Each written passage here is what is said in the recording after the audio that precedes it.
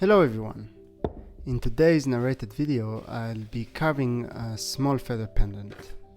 This time, instead of using a freshly fallen piece of wood, I prefer using something dry. I usually keep some leftover pieces from previous projects. Pieces that I find somehow pretty or fun to work with. I look for wood that has condensed fibers. For example, I have here a piece of olive tree branch that I collected 2 years ago in Greece. Although it's quite hard and challenging, it will give me much more control and accuracy when I start carving the details. I start by splitting the wood, aiming to get a piece that will give me enough space for mistakes, but also close to my pendant dimensions so I wouldn't need to remove too much material.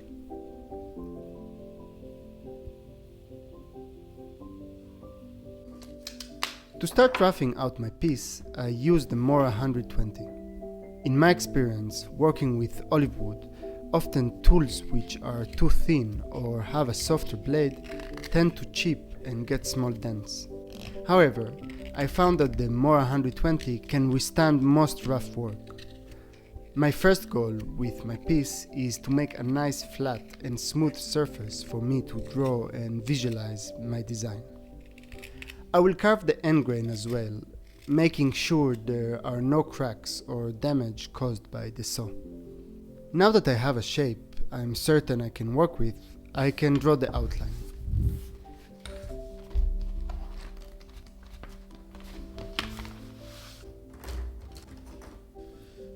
I've been carving many small feathers throughout the years, and I found a shape that comes out naturally. Usually, I'll have one side of the feather narrow and one side wide. Drawing on wood can be tricky.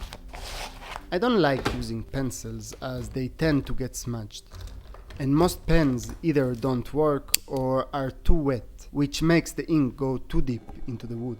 However, this simple 4-color big pen is quite perfect, and if I want to erase my drawing, I simply carve a thin layer and start over.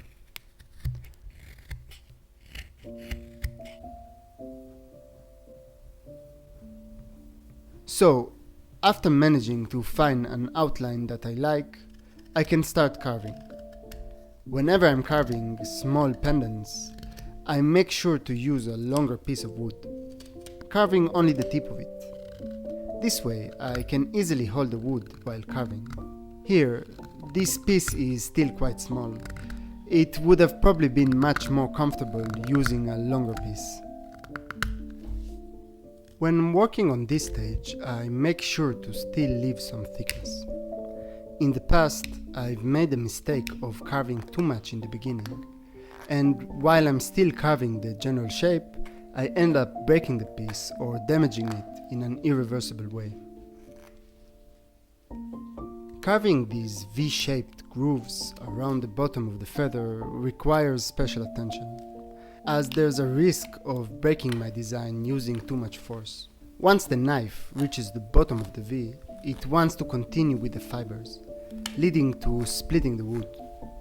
That's why I use a lot of concentrated force on my core, stabilizing my whole body and hand so I can stop the knife just in time. After finishing the general shape, I would start with the details, getting some help from a small log of wood to bring my carving closer to my eyes. And also a small pocket knife that has a thin blade which lets me carve the thinnest lines with great control. Any type of detail knife would have worked, but from my experience, going so small, the thinner the better. I start by making the center column of the feather, making a long pulling motion while holding the knife like a pen. Here is when the log of wood makes the difference. Having a higher small surface for the piece gives me the option to rest my hands comfortably while letting the tip of my fingers do the work. I found that this gives me so much more control and accuracy. Honestly, this little trick changed my detailed carvings process tremendously. I try not to stop with only making 2 lines marking the center column, but to carve around as well, making a more realistic feeling. This way, when I start carving the small hairs, they will be much more fluent, with motion, having a 3-dimensional shape.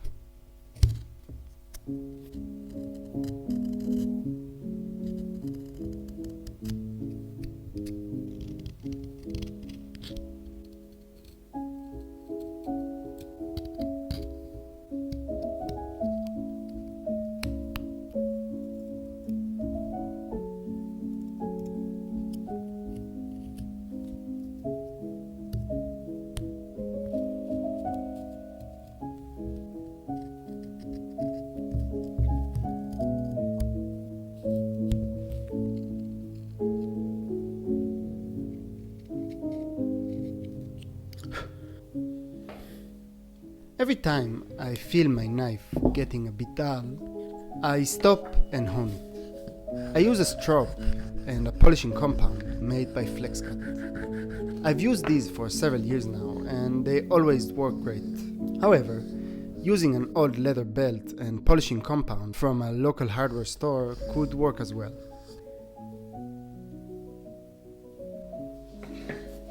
Going into the feather hairwork has to come with the understanding that this will take time. I've already noticed with most of my feathers that the first quarter of the work is much more inconsistent, with lines that I find not quite clean. But after a while, my hands get used to the motion, warms up, and I manage to work faster, making smoother cuts with much more intention. You would think that this motion is very repetitive and boring, but I found some ways of making this process more interesting for me, while also adding to the feather. Throughout the carving, I like to improvise and make some irregulations, like a small hair bending down or a hole between 2 hairs. In general, I try to work on making smooth cuts with some type of motion to them.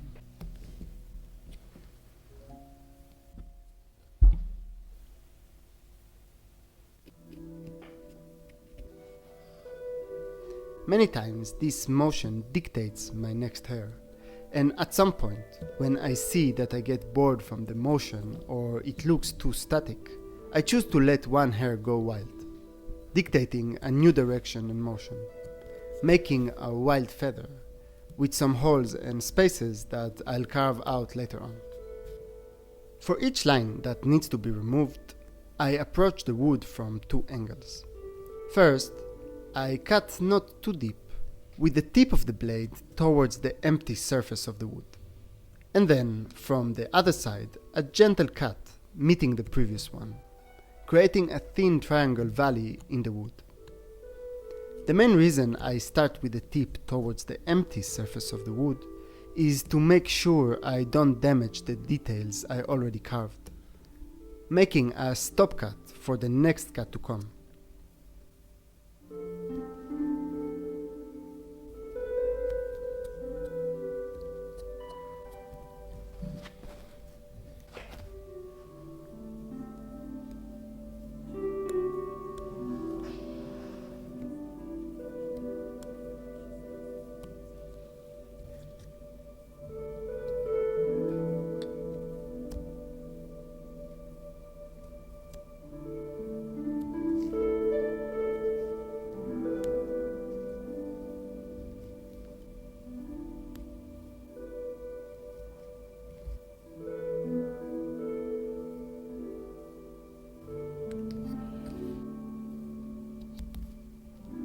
Ideally, making 2 perfect cuts would be enough. But often when I see that they were not clean enough, I repeat the cuts carefully several times until I'm pleased.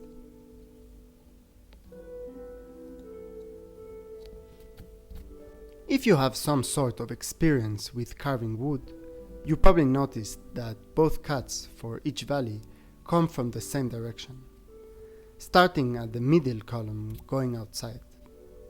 This means one cut with the grain and one against. Those who played a bit with a piece of wood and a knife know that when carving against the grain, it can lead to splitting the wood, making a rough looking cut that is hard to fix. It's a bit hard to explain as I didn't find a good metaphor yet that visualized the grain direction properly. Anyway, I wanted to shortly explain why I still choose to carve against the grain. For a while, when I started carving these feathers, I tried several techniques to make sure I carved with the grain, flipping back and forth the feather for each cut. I also tried to first carve only one side of the valleys, all of them, and then to flip the wood and do the other side.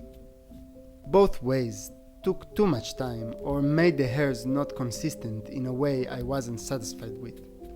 So eventually, I understood that with a sharp, thin knife and a wood that has condensed fibers, I can carve against the grain while still having a nice smooth cut. Focusing on making a slicing movement, avoiding pushing the blade in, and making a rigid cut. I realized that this applies to most of my detailed pendants and carvings, adding another great tool and technique to my workflow.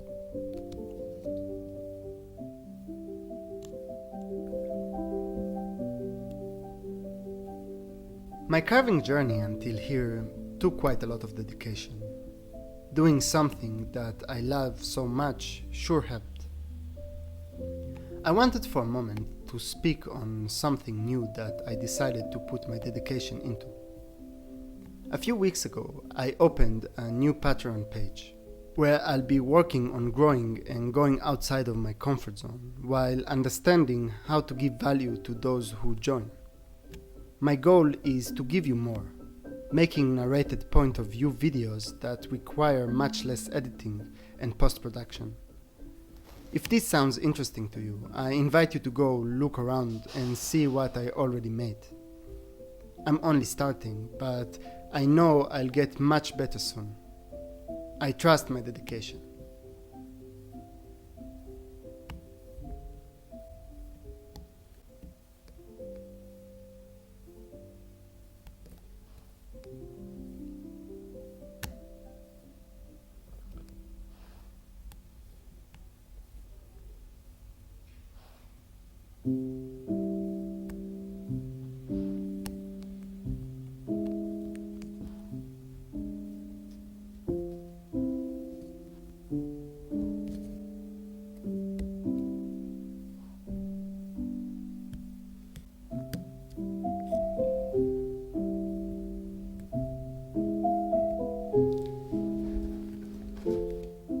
So, I managed to carve all the hairs, and now what is left for the detailed carving is the negative spaces I created.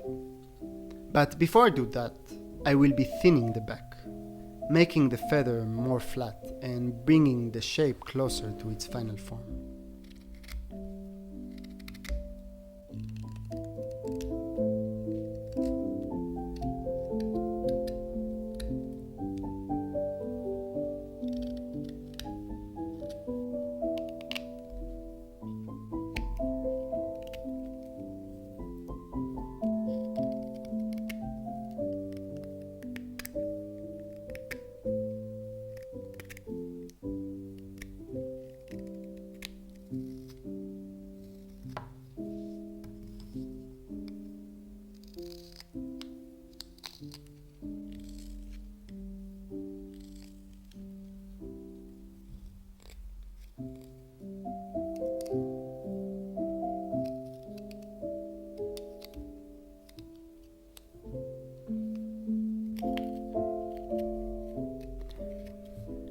As I'm getting to the final stages, I like to disconnect the feather.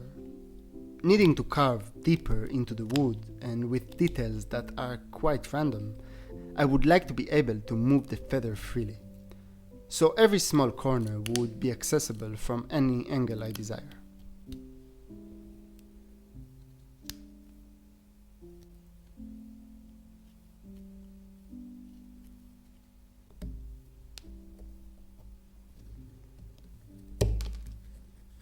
Most of the time for pendants, I use a small metal loop, attaching it inside my pendant with epoxy glue. However, I don't really enjoy using epoxy or any type of glue that is made out of plastic. So whenever I find that my piece will be pleasing to the eye, even if it will be a bit less elegant and thin, I carve a wooden loop into the pendant, making it a piece that stands by itself. I made myself a small 1mm hand drill that works perfectly for these tiny holes. Theoretically, I could have used only the knife, but I found that the hole guides me on where I should cut on each side.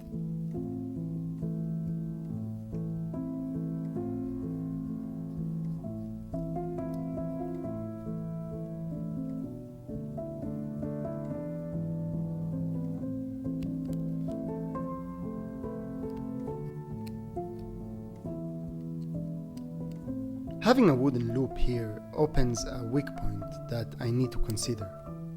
While the direction of the wood grain makes the sides of the loop quite strong, the top is fragile.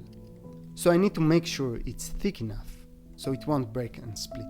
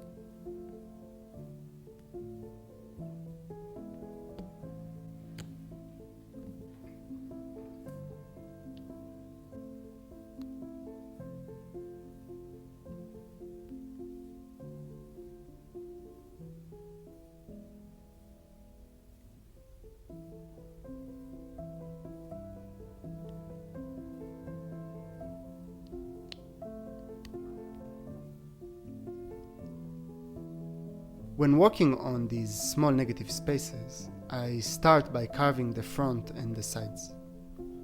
I could have stopped there, but wanting to have a realistic look that will show from all directions, I like to carve the back as well. This really gives that extra edgy look that will make all corners sharp to the eye.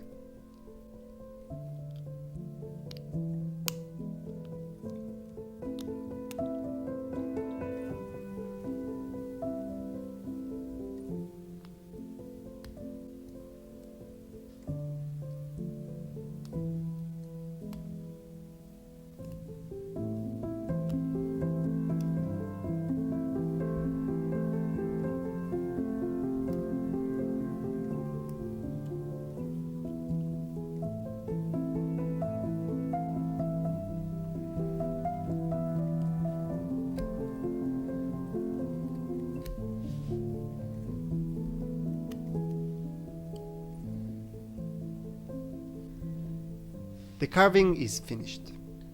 Just before oiling, I want to smooth the wood and open its pores for the oil to enter. Here I'm using only 320 grit sandpaper, and honestly it could have been even higher, as it requires just a gentle touch of sanding.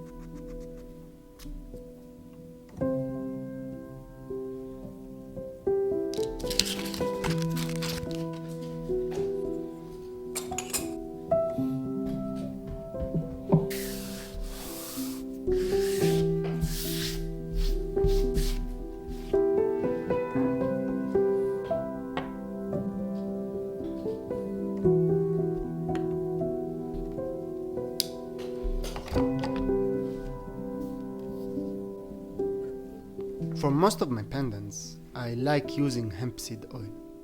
I found that it pops out the small details quite well and makes them a bit darker with more contrast. Usually using this oil for my other carvings gives them a dark green tone, which I don't like that much. But I guess due to the small size of the pendants, it's not very visible.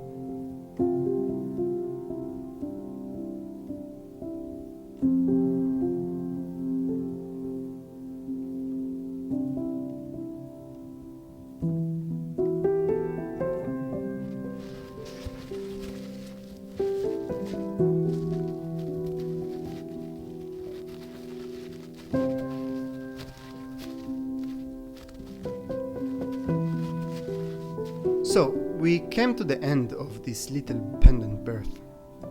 I really hope you managed to learn something for your own carving journey, or even just to enjoy with me the process of carving this small feather. I have some new exciting videos planned ahead, so I'll be happy to see you here again. Till then, keep creating, and thank you for watching.